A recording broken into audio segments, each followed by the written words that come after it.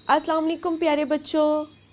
आज हम इस लेसन में सीखेंगे कि पी से बनने वाली चीज़ें कौन कौन सी हैं और पी को किस तरह लिखा जाता है।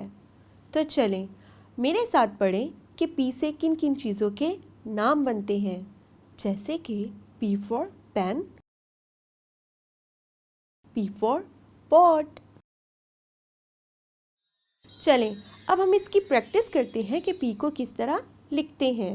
सबसे पहले इस डॉट पर पेंसिल रखेंगे और तमाम डॉट्स को मिलाते हुए एक लंबी सी लाइन बना देंगे।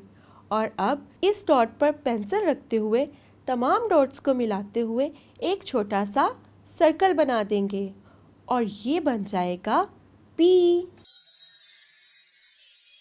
चलें अब हम दोबारा पी को लिखने की प्रैक्टिस करते हैं। सबसे पहले इस डॉट पर पेंसिल रखेंगे और तमाम डॉट्स को मिलाते हुए एक लंबी सी लाइन बना देंगे।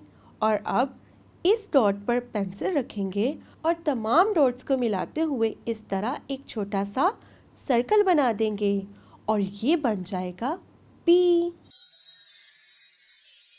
तो प्यारे बच्चों, आज हमने सीखा कि पी को किस तरह लिखते हैं और पी से किन किन चीज़ों के नाम बनते हैं।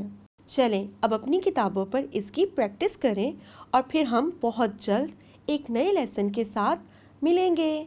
तब तक के लिए अल्लाह हाफ़िज़।